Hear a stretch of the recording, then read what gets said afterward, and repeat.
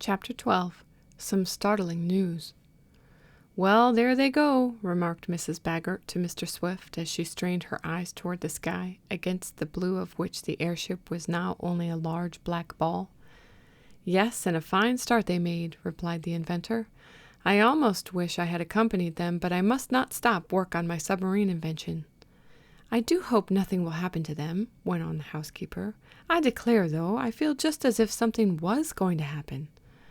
"Nervousness, pure nervousness," commented Mr. Swift. "Better take a little, I suppose catnip tea would be good."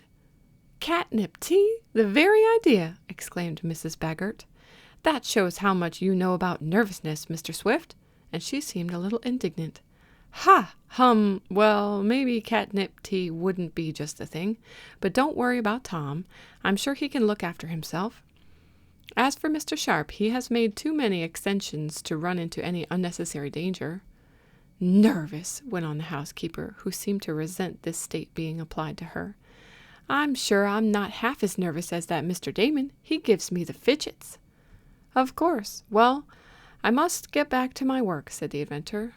"Are you hurt, Eradicate?" he went on, as the colored man came back, driving Boomerang, who had been stopped just before reaching the road. "No, Mr. Swift, I ain't exactly damaged, but my feelin's am sure hurted." "How's that?" "Well, I thought I had growed strong in the night when I lifted that airship, but when I went to stop my mule, I couldn't do it. You won't have no respect for me now." "Oh, I wouldn't let that worry me," commented Mr. Swift, and he explained to Eradicate how it was that he had so easily lifted the end of the buoyant ship, which weighed very little when filled with gas. The colored man proceeded with his work of whitewashing. The inventor was in his library puzzling over tables of intricate figures, and Mrs. Baggert was in the kitchen sighing occasionally as she thought of Tom, whom she loved almost as a son, high in the air, when two men came up the walk from the street and knocked at the little side door. Mrs. Baggert, who answered the summons, was somewhat surprised to see Chief of Police Simonson and Constable Higby. "They probably came to see the airship start," she thought, "but they're too late." "Oh, good morning, Mrs. Baggert," greeted the chief. "Is Mr. Swift and his son about this morning?" "Mr. Swift is in his library, but Tom is gone." "He'll be back, though, won't he?" asked Constable Higby quickly, anxiously, Mrs. Baggert thought. "Oh, yes," she replied. "He and—" "Just take us to see Mr. Swift," interrupted the chief, with a look of caution at his aide. "We'll explain matters to him." Wondering what could be the mission of the two officers, Mrs. Baggert led them to the library. "It's queer," she thought, "that they don't ask something about the airship. I suppose that was what they came for, but maybe it's about the mysterious men who robbed Mr. Swift." "Gentlemen, what can I do for you?" asked the inventor as he rose to greet the officials. "Mr. Swift, the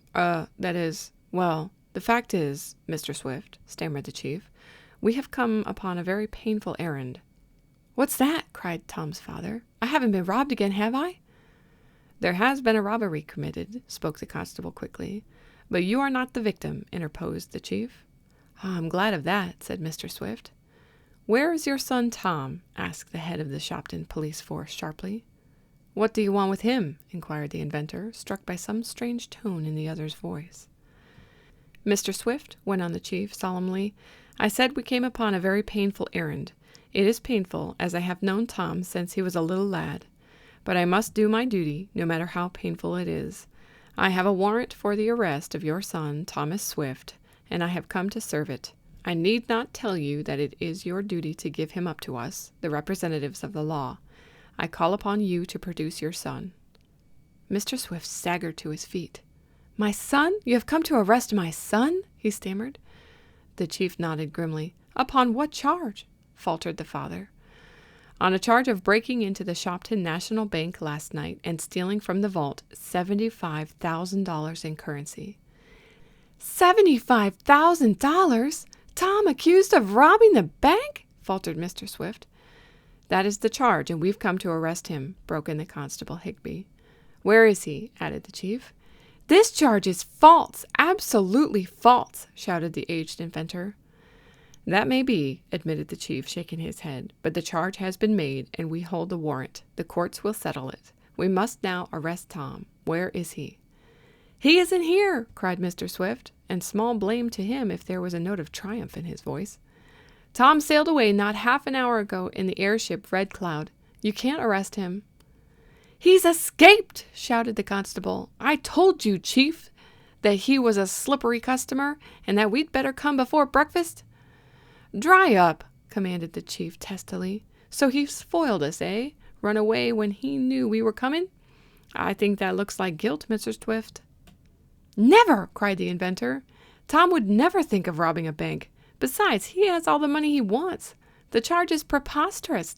I demand to be confronted with the proof."